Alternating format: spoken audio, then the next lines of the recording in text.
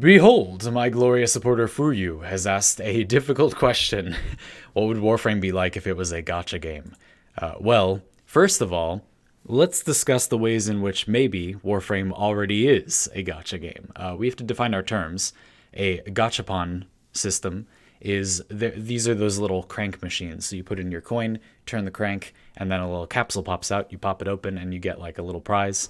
And the idea being that some of them are rarer or often worth real money to some degree, but most of them are not. It's quite common in Japan, at least, that the rarer things will be worth money on like online auctions. Like you'd eBay the thing and it would be rare, so it's worth money as a collector's item. But they're just plastic or metal or whatever. It's not really worth money per se. But most of them are bad. That's the idea. And so a gacha game is a game that is, we're referring to the economy of the game, is a gachapon economy. So the idea here is it's basically loot boxes, I guess you would say. There are a few differences. Compared to loot boxes, gachapon games are characterized by you want to get a lot of the things. It's not just like you're gambling to get the one you want. You're gambling to get like a lot of the thing you want, or like a lot of things, or everything. And this is gameplay pieces. This is not cosmetics most of the time. This is not like Apex Legends loot boxes, although there are some similarities. This is much more similar to very pay to win. It's pretty pay to win a lot of the time. There are interesting ways around this, although I think gachapon economies are pretty toxic and very focused on baiting whales. The idea is that they give you a lot of the currency, or at least it seems like they're giving you a lot, to get you used to spending a bunch of it. And then these games, you can pump thousands of dollars into them and not get nearly everything, or even what you want. And so they're very whale baity. That is, people with lots of resources tend to get attracted because they can use those resources. And that's pretty different than games like Apex Legends to some degree, where it's like you certainly can get kind of everything with a not insane amount of money. Like it's a lot of money, but you know what I mean? Like a normal person can get everything. Whereas in a game like Faker and Order, for example, a normal human being will never be able to get anywhere near everything that these games have to offer. And that is a little scary. You hear stories all the time about people spending thousands of dollars. So anyway, that's what that is.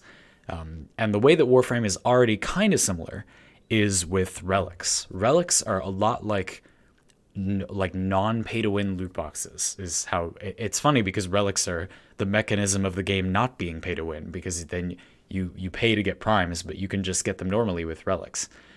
Weird. A system where you, instead of earning what you want deliberately with the free system and then loot boxing in the paid system, you directly get what you want in the paid system and then loot box. It's like the trade-off for not paying is that you have to get it through loot boxes in Warframe, which is weird. But anyway, so these are dissimilar in that they, of course, are not, they're not paid. It's not the game's exactly directly the game's monetization strategy, but you are indeed, you pick a banner to roll in, or a type of loot box to buy, a type of relic that you want to open, and then you open it and you get something or other, right? The relics let you increase your odds. You get to share with other people. That's all much more generous than a gacha system would ever be. But I'm sure there's one out there that's like that. But so that's a little similar. So that's not really that, right? That's not what we're talking about. We're talking about like making the game a gacha economy. So no more Prime Access, no more get rid of all that stuff. The whole game is a gacha economy now. So the game is still free, but it's monetized by, again, sort of loot boxes, but we'll get into specifics now. So what are we going to do? Well, these games are usually characterized by, you roll for a thing and then you want to get more of it. It's not just like you roll for the one you want. You roll for a lot of the one you want. Generally, it'll be, let's say, in Faker and Order, this is the one I'm familiar with. So sorry for all the examples that are just one game. But other examples of this genre are like Azur Lane, Honkai Impact. You'll have heard of them if you're into mobile gaming, which I'm mostly not, but I have played a lot of Faker and Order. And a characteristic of these games is that you get a character, and they're functional, but to make a certain part of them more powerful, you generally need to get more of them or something that you would roll for. So you might put your ticket into the gacha machine, and then out pops the thing you wanted. Hooray! But its super powerful ability, attack, or whatever, is not at full strength, and if you don't get more of them, then it won't be. Now, there are various ways these games balance these things. For example, in Fate Grand Order, there's a mechanic where the more copies you have, the less benefit each gives. And that's not just because marginal benefit, like that's always true, all things being equal. But literally, it would be, an attack does 300% damage. Then with 2 copies, it does 400% damage. A third copy makes it do only 450% more damage. So not only is it that you already have a lot of damage, so more is worth less, that would already be true. But it even is another degree of marginal benefit where it's not meant to seem important to have all 5 copies. It's just that you don't have the 5th copy, It's not meant to feel or be significant. Like, it isn't in gameplay actually significant to have all 5 of them. It doesn't matter. You get most of the benefit from 1 or 2. And a lot of the time, rarer characters are designed around having an ability where you don't really mind not having more than 1 copy. So it's not that the game is... You'd think it would be hopelessly pay to win, and so how could it possibly be fun? But there are a lot of actually fascinating, if it wasn't in the name of predatory monetization, ways that these games are monetized so that they aren't like that. So you really can play it free. There's really no problem gameplay-wise. The problem is that the whole game is designed to prey on your sense of completionism or just your desire to have like the perfect thing or like to make your build. This is what these games are trying to do to me. You have to, roll more and gamble. So Warframe is actually a fairly good fit for this type of thing because we have a lot of prizes. Yes, we have Warframes, we have an insane amount of weapons. This is perfect. Just chuck all that stuff in the gacha, and we have to figure out a way for you to roll for it now. So we have to be able to give you a lot of the currency for free, and it's going to take an insane amount to get what you want, but we're going to give you a lot for free, and we need a way for you to farm it, but just not too much. So I think this is where crafting comes in. So you don't craft Warframes anymore. We're getting rid of that because you roll them in the gacha. Instead, you craft the currency that lets you roll. So your summon ticket, your little gems or whatever your cash up currency is, you're going to be able to craft some variant of that because we don't have platinum anymore, remember, because we got rid of that monetization. Everything is in the loot boxes now. By farming materials. So when you get plastids and nanospores and ferrite or whatever, you can smash them together and make, let's call it we'll say a platinum ingot, and then that lets you roll in the general Warframe pool. So this will have like Rhino and Ember and Excalibur and Mag and Volt and Trinity and Frost and the baseline Warframes, right? That you get pretty early in the star chart.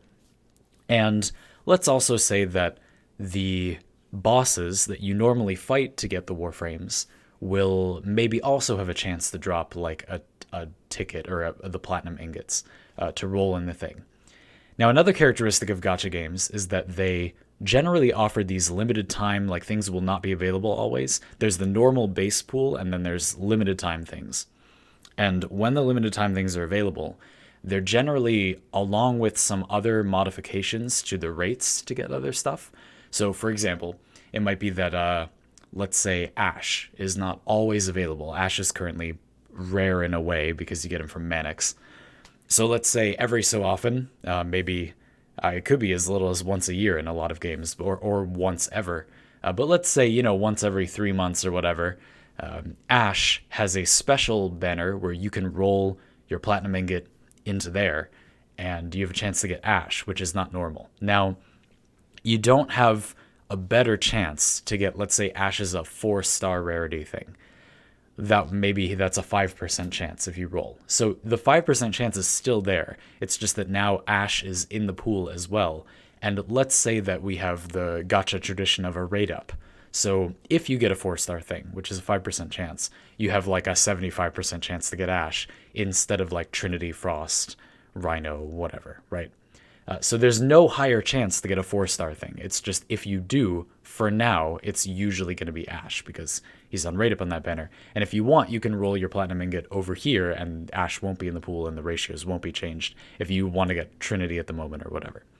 And a lot of the time on those special banners, it'll be the case that the ratios are messed up elsewhere too. Like something else might be easier to get in a way. So let's say that, let's say Inaros is a 5-star. So normally that would be like a 1% chance to get any 5-star, and then Inaros is in the pool. And it's still only a 1% chance to get a 5-star. That stuff usually doesn't change. But Inaros is now like a 75% likely 5-star. So if you get one, it's almost always going to be him. So that it doesn't really increase your chances per se. It just increases your accuracy with rolls. And again, just to be 100% clear, this is a horrible system. Like, I know some people are going to be saying, like, that sounds horrible. That's the point. They are horrible. It is bad. Like, that's how it is. It would obviously be better if the thing being on rate up meant, like, you had a better chance to get something good, but it doesn't. That's not usually how these work. I mean, again, there's millions of these. I'm sure there's one that does work that way, but we're being predatory gachapon economy here. So there you go. And of course, weapons will be in the pool as well. My thought for crafting is that, there are a lot of materials. So you're saying, well, hold on. If you make your platinum ingot out of nanospores and plastids and ferrite or whatever combination thing, organ cells, then what about all the other materials? And what I say is we make many different kinds of tickets. So you can get different types of, we get a Tau platinum ingot and a Soul platinum ingot and a Void platinum ingot. And these go into different banners. So we're just going to make an insane amount of banners. Warframe has a ton of stuff anyway. And you farm different materials to craft different ingots to buy different things. Now, just to be 100% clear, it's going to take a ridiculous amount of materials to craft these things. Like it's very hard to farm the currency in most of these games. So it's going to be, when I say plastids, we're talking like 100,000 plastids for one ingot to do one roll, where you have a 5% chance to get one like piece of rhino, or like one grattler or whatever. It's not going to be easy to farm, but you can indeed chip away at it. Because otherwise you can't attempt to do it free to play and get frustrated and pay money. So it's very important that there's some way to, nominally, you can farm the currency, but not really. You know what I mean? Like, not in all likelihood, you could spend your whole life farming it and you're never going to get the thing, you might get the thing you want eventually, but very likely not. Otherwise, you won't get impatient. If you think that there's just no way to do it free to play, then downloading the game is tantamount to you agreeing to pay a bunch of money, which most people won't do. So it's critical that the game allows, not the illusion, like it should be able to be played free to play, the same way that in Warframe, your starter Warframe can clear the whole game. It's not necessary to get other frames, but you're going to want to, and for Warframe with Mastery, for example, that is a progression system in the game early on. So it is related to succeeding in gameplay to have more options, That is how I think it would work. It would be terrible. Like, it'd be really bad. Warframe already has enough problems, and fortunately, its monetization is usually not one of them. They're not always perfect, of course, but most of the time, I think that Warframe does a good job sticking to its guns about its monetization strategy, and so I hope they never ever do that, and that no one from Digital Extremes watches this. And also, if you are, don't do it. Don't. No, bad. Don't. Understood? We're not recommending you do this. Good. Excellent. Thank you for your support, and let's get the hell out of here.